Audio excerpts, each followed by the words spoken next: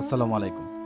এখন আমি দাঁড়িয়ে আছি আমাদের বুড়িগঙ্গার তীরে, বা এটা হচ্ছে ঢাকা উদ্যানের পাশে যে তুরাগ নদীটা, তুরাগ নদীর তীরে। দেখুন, মানে খেয়াল করে লক্ষ্য করতে পারবেন যে এখানে রুই মাছ, অনেক বড় বড় রুই মাছ খাবি খাচ্ছে উপরে এসে। আসলে এগুলো রুই মাছ না, এগুলো হচ্ছে সাকার ফিশ। এক একটার ওজন কম না করে না হলেও 700-800 গ্রাম বা 1 কেজির কাছাকাছি হবে। এই সাকার ফিশগুলা কি পরিমাণের হইলে এইখানে নদীতে বারবার উপরে উঠে আসতেছে খাবি খাওয়ার মতো, রুই মাছ যেভাবে খাবি খায়। মানে এত বড় একটা নদী, কি সুন্দর পানির রং হয়ে গেছে। আগে তো ওই পুরো নদীটা কালো ছিল, এখন কি সুন্দর পানির রং, কিন্তু ওই সাকার ফিশে ভরা। এই জায়গায় যে বড় বড় মাছগুলো খাবি খাচ্ছে, তার সাথে সাথে যে দেয়ালের পাশে আবার ছোট ছোট মাছগুলো উপরের দিকে আসতেছে। সবই সাকার ফিশ, অন্য কোনো মাছ নেই এখানে। আমাদের নদীটা শেষ হয়ে গেছে।